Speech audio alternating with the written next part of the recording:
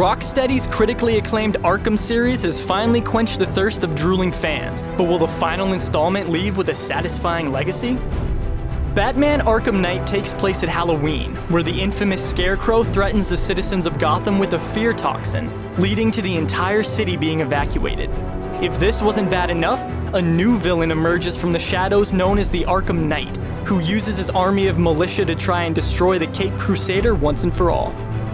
The main story can sometimes be a little over the top, with villains creating outlandish scenarios for Batman, especially when the Riddler's involved. The Arkham Knight is also incredibly disappointing as he constantly berates Batman as to why he's superior, but we never get to see his character do anything other than drive a vehicle really well. The bright side is we get a great insight into Batman's motivations and ideologies that lead to some of the most fascinating storytelling techniques used in a game for quite some time. The free-flow combat is more polished than ever, with multiple new quick-fire gadgets ready to use that are vital in taking down the new classes of enemies. This adds to a lot of variety to the button-mashing combat of the previous games. However, it can quickly become infuriating when you're overwhelmed with multiple enemies that all require different tactics to take them down, especially the medics who stun you at every chance they get.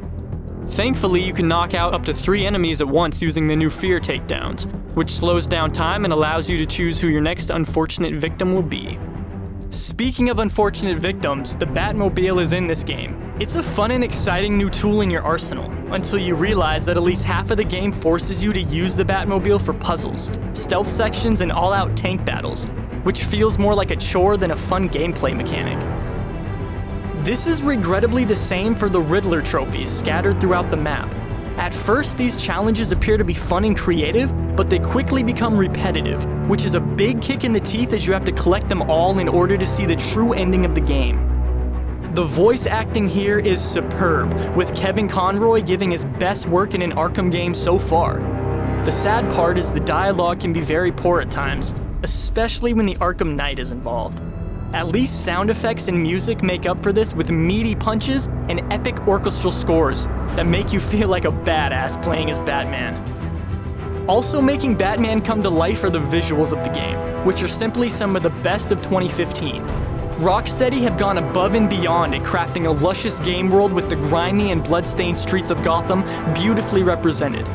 Even the animations of Batman as he lunges across the ground from one bad guy to the next are flawlessly smooth, even if it can look a little ridiculous at times.